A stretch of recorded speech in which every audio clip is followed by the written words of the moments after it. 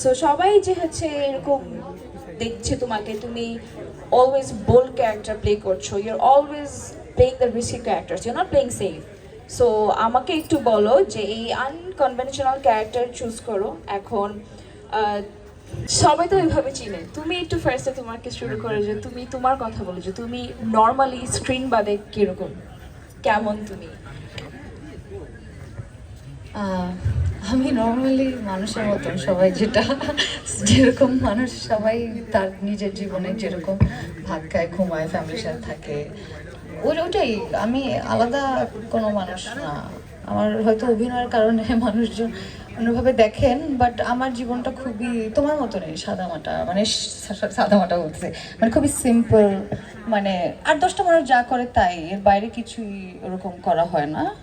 ঘুরতে পছন্দ করি, কাজ না থাকলে লেজি টাইম কাটাতে ভালো লাগে, বাসায় থাকতে ভালো লাগে, বন্ধুদের সাথে গল্প করতে ভালো লাগে, এগুলোই এগুলোই আমার এভরিডে লাইফ। আচ্ছা তুমি তো, সো উই নো যে হ্যাঁ এখন আপু your a very normal person, তাহলে তুমি অনেক রিস্কি ক্যারেক্টার্স প্লে করো। এখন তোমার রিস্কি ক্যারেক্টার্স চুজ করার পিছনে রিজনটা একটু বলবা? রিক্সে কিনা জানি না। আমি মানে যেটা আমি ছোটবেলা থেকে অ্যাক্টর হতে চেয়েছিলাম, আমার কাছে মনে হয়েছিল, আমার বোন থিয়েটার করতো, সো ওই ওর থিয়েটার, যেটা আমি বড় বোন, আমি ওকে কাছ থেকে দেখেছি। তো থিয়েটার যারা করে তাদের যে অ্যাক্টিভিটিগুলো দেখে আমার ছোটবেলায় খুব ফ্যাসিনেটিং লাগে। তাই না, আই ডিসাইড, আমার মনে মনে ইচ্ছা হইলো যে আচ্ছা আমি যদি অভিনয় করতে পারতাম বা করি তাহলে মনে হয় ভালো হবে। কিন্তু এটা যে আমি করতে পারবো বা আমার ওই কোয়ালিটি বা স্কিল আছে কিনা সেটা তো জানতাম না, ওইটার সময়ের সাথে সাথে ডিসকভার হলো, বা আমি কিছু কিছু করে একটু একটু কনফিডেন্ট হলাম। ওইটাই। বাট চরিত্র নির্বাচনের ক্ষেত্রে আমি যেটা বললাম যে অলওয়েজ অ্যাক্টর হতে চেয়েছি, সো ওই জায়গা থেকে আমার কাছে সমাজের বা আমি যে এরকম মানুষ যেভাবে বেড়ে উঠছি তার থেকে অল্টারনেটিভ বা দূরবর্তী চরিত্র আমাকে অলওয়েজ অ্যাট্রাক্ট করতো। লাইক একটা মুচি আমাকে আকর্ষণ করে, লাইক একটা গার্মেন্টস ওয়ার্কার ওর মাঝি ওর জেলে, মানে যেটা আমার কাজ না বা যে জীবনটা আমি দেখি নাই, সবসময় ওই চরিত্র বা ওই ক্লাস আমাকে আকর্ষণ করছে। সো যখন ক্যারেক্টার প্লে করতে গেছি তখন আমার কাছে শহরের জীবনের থেকে বেশি ডাইনামিক বা অ্যাডভেঞ্চার লাগে, যে জীবন আমার জানা নাই, দেখা নাই। সো ওরকম কিছু পাইলে আমার ভালো লাগলে তখন সেটা করার চেষ্টা করি আর কি। আচ্ছা তো তোমার কি কখনো এরকম ভয় লাগে যে আমি যে এরকম একটা ক্যারেক্টার চুজ করছি, অডিয়েন্স আমাকে পছন্দ করবে কি করবে না, এরকম ভয়টা কি থাকে মনে?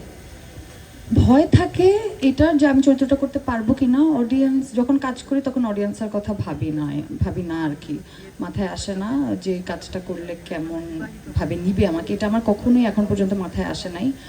আমি অভিনয়টা করি শুধুমাত্র মানে একান্তই আমার ভালো লাগার জায়গা থেকে, সেভাবেই শুরু হয়েছে। তারপর যখন অডিয়েন্স বা আমাকে মানুষজন চিনলো বা আমার কাজ অ্যাপ্রিসিয়েট করলো, তখন সেই জায়গা থেকে আমি সচেতন হওয়া শুরু হয়েছে আর কি। অডিয়েন্সের কথা ভাবি যখন কাজটা রিলিজ হয়, তখন মাথায় আসে যে আচ্ছা আমরা এখন কিভাবে অডিয়েন্সের সাথে কমিউনিকেট করব। কিন্তু শুরুর দিকে একদমই নিজের ইচ্ছা, ভালো লাগা, ভালোবাসা থেকে কাজ করি। ভয় আমার সবসময় লাগে। আমি শুটিংয়ের আগের দিনও ঘুমাতে পারি না, আমার নার্ভাস লাগে, টেনশন হয়। পরীক্ষার আগে যেরকম সবাই নার্ভাস হয়ে যায়, আমি অনেক ইনকনফিডেন্ট, আমি অত কনফিডেন্ট মানুষ না। আমার প্রতিনিয়ত ভয়, ভীতি, নার্ভাস, টেনশন কাজ করে। আচ্ছা, নিজের মধ্যে নিয়েছো, নিয়ে আবার এটা থেকে বের হয়ে your living this normal life. Thank you. তোমার চরিত্রটা ভালো লাগছে। আমি আসলে যে চরিত্রগুলা বেশি সময় নিয়ে ডেভেলপ করতে পারছি, বা সব চরিত্র তো অনেক সময় নিয়ে করা যায় না, দরকারও পড়ে না, বাট যে কাজগুলোতে আমি অনেক সময় ধরে ইনভলভ ছিলাম, মানে ওগুলা অনেকদিন আমার সাথে থাকছে। যেমন আমি গুলতির কথা যদি বলি, হাওয়াতে, আমি রইদে যদি বলি, পাগলি, অ্যানি, আব্দুল মোহাম্মদ সাদের সাথে একটা সিরিজ করেছি, ওইটা, এই সমস্ত কাজগুলা মানে এই কয়েকটা কাজ স্পেসিফিকলি আমার সাথে অনেকদিন স্টে করছে। যে কাজে যত বেশি চ্যালেঞ্জ বা যে কাজে যত বেশি আপনার চরিত্রটা হওয়ার জন্য সময় লাগে, ওই চরিত্র থেকে আবার নর্মালাইজ হতেও তখন বেশ সময় লাগে আর কি।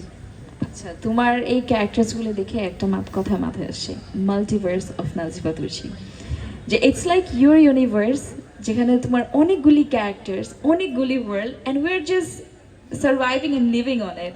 and watching you as the like main character. So অনেক অনেক ভালো লাগছে তোমার এসব বল ক্যারেক্টার্স দেখে, তোমার এরকম ইন্টারেস্টিং ক্যারেক্টার্স দেখে। এগুলো কিন্তু আগে বাংলাদেশি অ্যাক্ট্রেসেসরা usually they don't go for it, but মানে they do go for it, but the way you do it's crazy. So এখন অডিয়েন্সের কিন্তু হচ্ছে অনেক কমেন্টস দেখছি, সাম পিপল আর সেইং যে তুমি হচ্ছে বাংলাদেশে অস্কার নিয়ে আসবা। হোয়াটস ইউর টেক অন ইট?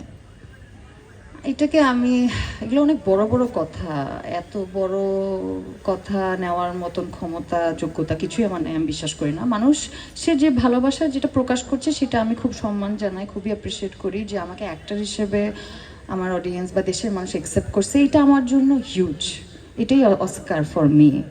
আর আমি যদি দেশের জন্য বা আমার কাজ না, ইন্ডাস্ট্রিতে যদি কেউ ভালো করে আমাদের দেশের জন্য কোনো কিছু অস্কার হোক বা any kind of appreciation award যদি নিয়ে আসে, সেটা অবশ্যই আমার হোক, আমার ইন্ডাস্ট্রির জন্য সম্মানের। এটা যদি অন্য কোনো ফিমেল অ্যাক্ট্রেসও পায়, আমি ততখানি খুশি হব যতখানি আমি পেলে হতাম।